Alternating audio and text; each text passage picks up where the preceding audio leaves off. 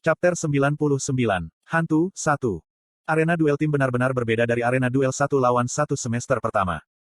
Berbeda dengan arena melingkar seperti Kolosseum semester pertama, duel tim berlangsung di arena persegi yang lebarnya 130 meter dan panjang 250 meter. Segera setelah hakim memberi tanda dimulainya duel, arena berubah menjadi tanah pegunungan dengan bebatuan dan semak belukar. Mereka melayani sebagai hambatan yang memisahkan kedua tim, tetapi mereka membantu saya lebih dari yang menghambat saya. Jin Hosengsi dan aku akan maju ke depan. Semua orang bisa perlahan mengejar kita sambil mendukung kita dari belakang. Petik 2. Rahel berbicara. Namun, saya melompat ke pohon terdekat. Hajinsi. Suara bingung Rahel terdengar dari bawah. Saya tersenyum dan memberi isyarat.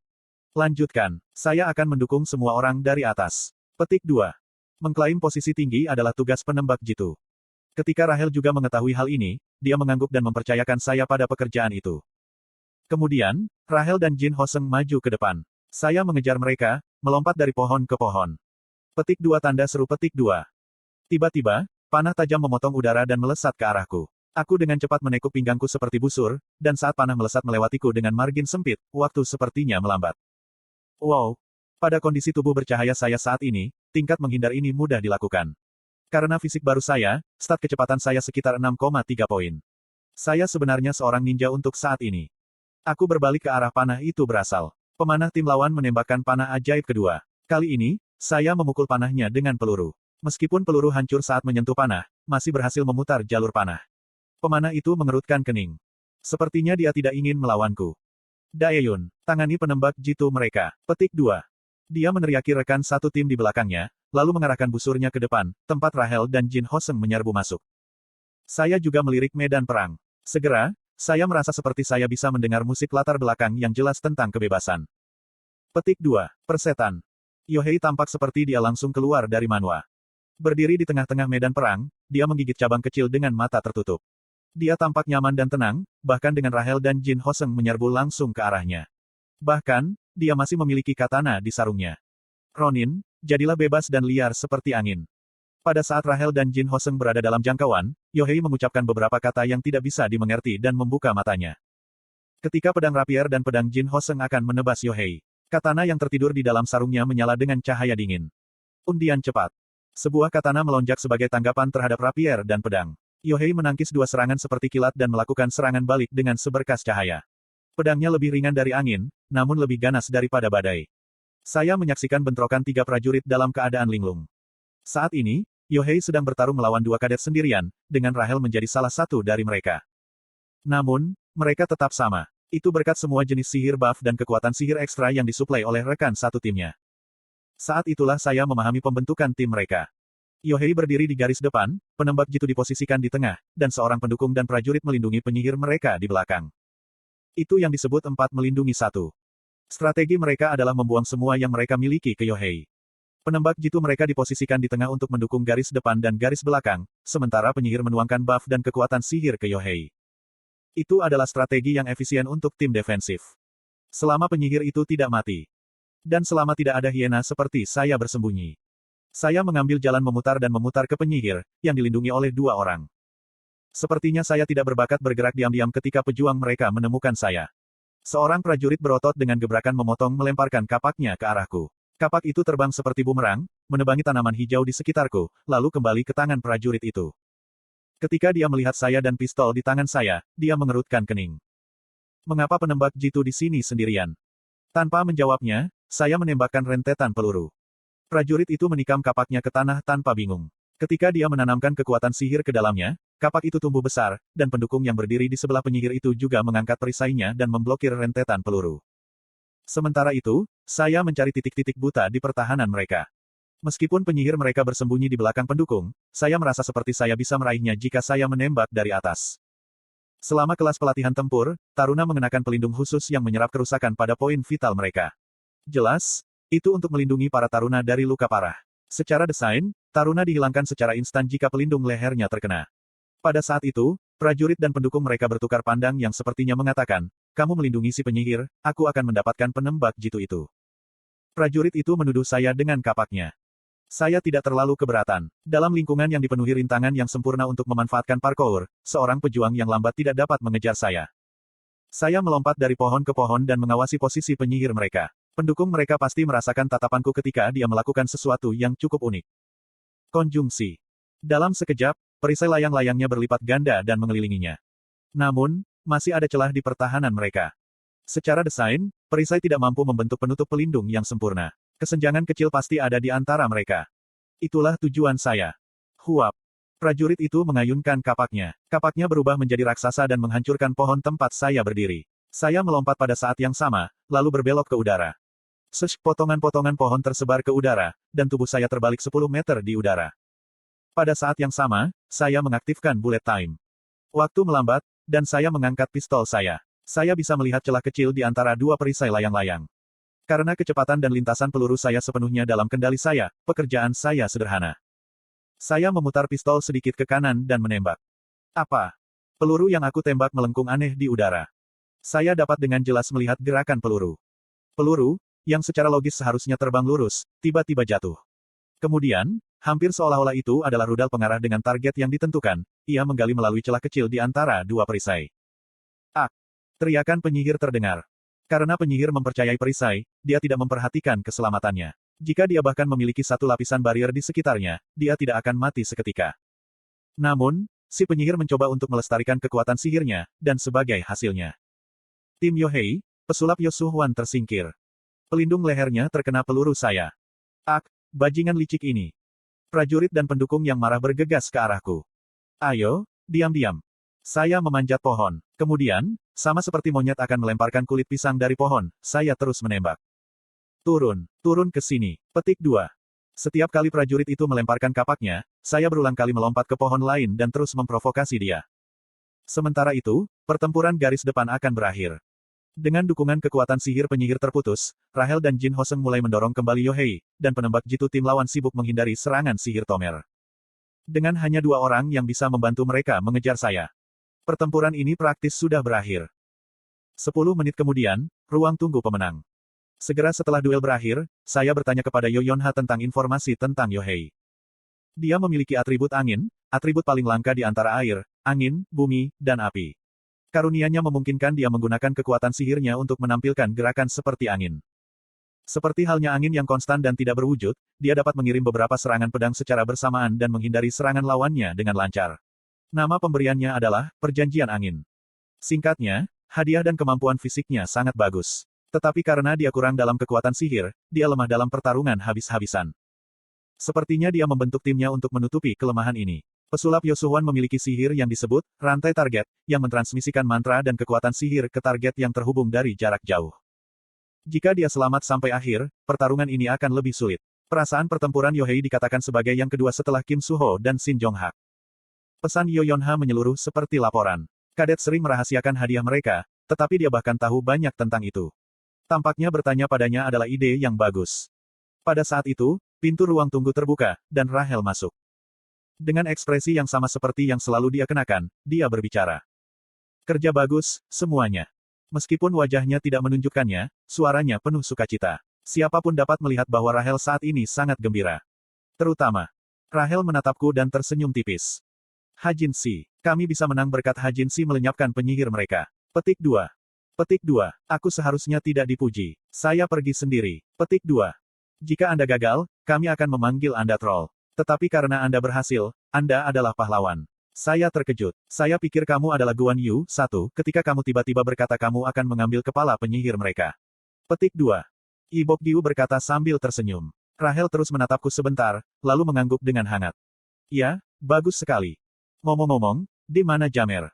Jin Hoseng lalu bertanya sambil melihat sekeliling ruangan. Jamer. Oh, benar, Jamer tidak ada di sini. Dia melakukannya dengan baik juga. Petik 2. Ketika aku memiringkan kepalaku, Ibok Giu menambahkan. Jamer, saya terus bingung. Jamer dan Tomer. Tomer adalah nama aslinya dan Jamer adalah nama palsunya. Ngomong-ngomong, mengapa Tomer tidak menanggapi pesan yang saya kirim kepadanya tentang menemukan Fernin Yesus? Valet Banquet memiliki sistem yang dapat dipercaya. Meskipun saya memintanya 300 juta won, dia tidak perlu khawatir akan ditipu. Apakah dia tidak punya uang? Biarkan aku pergi mencarinya. Aku diam-diam meninggalkan ruang tunggu. Aku berjalan menyusuri lorong dan mencari Tomer. Dia tidak di kamar mandi dan dia tidak di ruang tunggu yang berbeda. Segera, saya menemukannya di gang dekat mesin penjual otomatis. Tomer bersembunyi dan memanggil seseorang. Aku menguping panggilannya saat aku berjalan ke arahnya. Jika Anda bisa meminjamkan saya uang. Seperti dugaanku, Tomer tidak punya uang untuk membayar informasinya. Di pertanyaan hati-hati Tomer, penelepon menjawab. Apakah itu yang akan Anda katakan? Berapa lama Anda akan melakukan apa yang harus dilakukan? Hanya 2 minggu. Dia jelas kesal. Maaf. Jika Anda tidak bisa menutupnya pada akhir minggu, bersiaplah untuk menerima hukuman. Oh benarkah? Bukankah Anda juga kehilangan pimpinan tim item yang mengirimi Anda?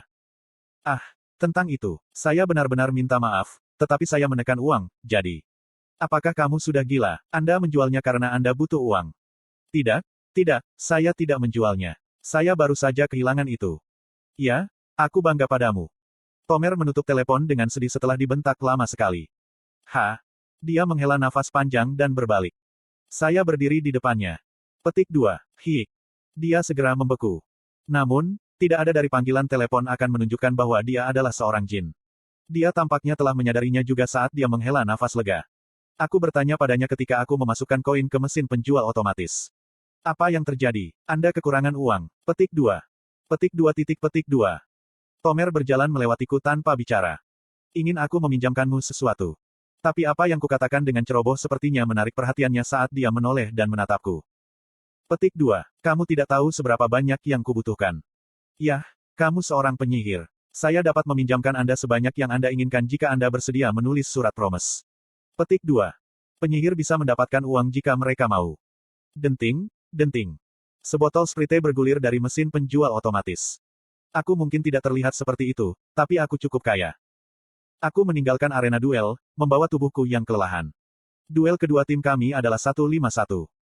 Hanya ada 2 duel yang tersisa, jadi bergembiralah, Kim Ha-jin. Hei, Kim Ha-jin. Ketika saya mendorong diri saya sendiri, sebuah suara yang akrab terdengar di belakang saya. Aku berbalik dan melihat Chae Na-yun berjalan menghampiriku. Kim Suho ingin aku memberitahumu bahwa dia menyukai pertandinganku. Kim Suho melakukannya. Ya, dia langsung ke pertandingannya sendiri. Ngomong-ngomong, bagaimana kamu melakukan itu? Petik 2. Melakukan apa? Pelurumu melengkung. Tipuan apa itu? Petik 2. Tanya Chae Na-yun dengan suara sembunyi-sembunyi. Saya menjawab dengan sederhana. Hadiahku. Petik 2. Penjelasan yang membosankan. Huam gelombang. Chae Na-yun tiba-tiba menguap dan mengunci jari-jarinya di belakang lehernya. Gelombang aku ingin bertarung juga. Pertandingan saya tidak dimulai sampai setelah siang hari. Petik 2. Saya melihat. Saya mencoba untuk mengabaikannya dan pergi, tetapi saya berhenti karena saya melihat seseorang di depan saya. Shin Jong-hak dan Yo Yeon-ha hanya berjarak sekitar 10 langkah. Pandangan kering dan dingin Shin Jong-hak jatuh pada saya. Rasanya seperti dia menatapku dengan jijik karena matanya yang tanpa emosi. Itu hampir seperti saya berada di rumah berhantu. Dia tampan, tetapi menakutkan. Petik 2. Shin Jong-hak diam-diam melihat bola bali antara aku dan Chae Na-yun. Setelah menerima tatapannya sejenak, Chae Na-yun mengerutkan kening dan membalas. Apa yang kamu inginkan? Haha. Tawa Shin Jong-hak mengalir keluar dari celah di antara giginya. Shin Jong-hak menyukai sisi Chae Na-yun ini, meskipun Yo Yeon-ha yang berdiri di sebelahnya sepertinya tidak mengerti mengapa. Shin Jong-hak melenggang ke arah kami. Seolah ingin bertukar tempat dengannya, aku berjalan melewatinya. Apakah kau akan pergi? Tanya Yo Yeon-ha, matanya masih tertuju pada Shin Jong-hak. Ya, bagaimana dengan kamu? Apakah Anda akan pergi ke pertandingan Anda? Petik 2. Ya, jam 11 pagi. Saya melihat. Ketika saya berjalan melewatinya, tiba-tiba saya teringat sesuatu. Oh, benar, hei. Iya nih. Baru pada saat itulah Yo Yeon-ha menoleh ke arahku. Saya berbicara dengan singkat dan sederhana. Peluru, 5,56 mm. Petik 2. Kamu ingin aku mengambilkanmu? Ya, tapi banyak dari mereka. Itu mungkin. Tapi untuk apa kamu membutuhkan peluru senapan serbu? Saya pikir saya akan membutuhkannya di masa depan. Tunggu sebentar. Yo Yeon-ha segera menyalakan jam tangannya. Berapa banyak? Sekitar 600. 6. Apa? 600. Petik 2. Kamu tahu bahwa peluru ajaib peringkat tinggi 5,56 mm setidaknya 200.000 won per peluru, kan? Jadi totalnya akan menjadi 120 juta. Apakah terlalu banyak? Petik 2. Aku memberinya ekspresi kecewa. Setelah menatapku dengan linglung, Yo Yeon-ha tiba-tiba memasang senyum seorang ratu. Petik 2. PF. Saya dapat melakukan hal seperti itu dengan mata terpejam, jadi jangan mencoba menggaruk harga diri saya. Jadi, apakah Anda juga membutuhkan senjata untuk menggunakannya? Petik 2. Tidak, hanya peluru yang aku butuhkan. Aku hampir meletakkan tangan di pundak Yoyonha karena kebiasaan, tetapi aku menyadarinya setengah jalan dan berhenti. Kuhum, aku mengeluarkan batuk kering, lalu memasukkan tangan ke sakuku. Yoyonha benci orang menyentuhnya. Saya pergi sekarang. Iya nih, tunggu, petik 2. Kali ini, Yoyonha menangkapku. Ini tentang ginseng itu. Bagaimana dengan itu? Kita akan bisa membuat obat dengan itu dalam 2 minggu. Jadi saya bertanya-tanya, petik 2. Apakah kamu bertanya apakah aku punya lagi? Iya nih, sepertinya butuh waktu lama bagi kami untuk mencari pedagang yang tepat. Petik 2. Aku menggosok daguku dan merenung. Ginseng. Sejujurnya, saya merasa saya bisa mendapatkannya dengan hiking beberapa kali. Saya tidak bisa mengatakan dengan pasti bahwa saya akan bisa, tetapi jika saya melakukannya, saya akan menukarnya dengan saham perusahaan Anda. Bagaimana dengan itu? Petik 2. Tidak apa-apa. Sementara kami berbicara, saya bisa mendengar suara Shin Jong-hak dari belakang. Chae Nayun, mengapa kamu tetap dekat dengan seseorang seperti dia? Apa yang Anda semburkan begitu tiba-tiba? Tanda hubung titik. Kamu tidak lupa tentang apa yang terjadi sebelumnya, kan? Kaulah yang mengatakan dia aneh dan menyuruhku memukulnya. Tidak, saya salah paham saat itu. Seseorang seperti dia. Agak tidak enak didengar, tapi itulah yang dilakukan Shin Jong-hak. Dia sangat bangga dengan garis keturunan dan statusnya. Bahkan dalam kenyataannya, mereka adalah sesuatu yang bisa dibanggakan. Meskipun keluhuran garis keturunannya tidak bisa dibandingkan dengan keluarga kerajaan, leluhur Shin Jong-hak adalah seorang perdana menteri yang melayani seorang raja, dan kakek Shin Jong-hak, Shin Myung-chul, adalah seorang bangsawan sejati yang menyelamatkan orang Korea yang kelaparan setelah outcall. Petik 2. Abaikan saja dia. Jong-hak tidak tahu banyak tentangmu. Petik 2. Yoyonha berkata begitu sambil mengamati wajahku. Aku tidak keberatan. Aku berjalan melewati mereka dan berjalan dengan susah payah ke area Longe. 191. Semua duel tim saya berakhir, dan saya pulang ke rumah dengan kelelahan.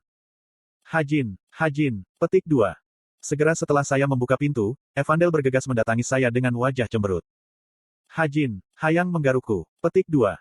Dia mengulurkan lengan kanannya dengan mata berkaca-kaca. Saya melihat lengannya dan melihat tanda goresan yang sangat ringan. Aku menelan napas. Salah satu aturan pengasuhan anak, jangan pernah terlihat terganggu oleh anak Anda. Bagaimana? Aku tidak tahu. Hayang adalah pelit. Hayang, kamu pelit. Petik 2. Evandel menoleh ke Hayang dan berteriak. Saya juga melihat Hayang. Dia duduk di sofa menguap dan bertindak penting. Dia menggarukmu meskipun kamu tidak melakukan apa-apa. Tidak, saya tidak melakukan kesalahan. Petik 2.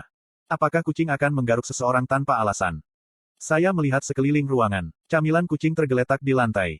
Makanan itu disebut curu, dan rasanya enak bahkan untuk manusia. Saya mengatakan pada Evandel untuk memberikan Hayang hanya sekali sehari. Tapi saya agak ragu. Tetapi bahkan jika Evandel penasaran dan suka makan. Evandel, kamu tidak melakukan sesuatu seperti menyentuh suguhan Hayang, kan? Petik 2. Evandel tersentak. Petik 2. Kamu melakukannya. Tidak, aku hanya ingin tahu betapa enaknya itu karena Hayang sangat menyukainya. Aku hanya ingin merasakan. Evandel membuat alasan, dan aku melihatnya sedikit kaget. Lalu tiba-tiba, jam tangan pintar saya berdering. Itu adalah pesan dari Rahel. Hajin Si, selamat ulang tahun gelombang-gelombang pangkat-pangkat. Ini hadiah saya, kerja bagus di duel hari ini. Ayo pergi ke karaoke setelah ujian berakhir gelombang. Gelombang. Ulang tahun. Aku memiringkan kepalaku.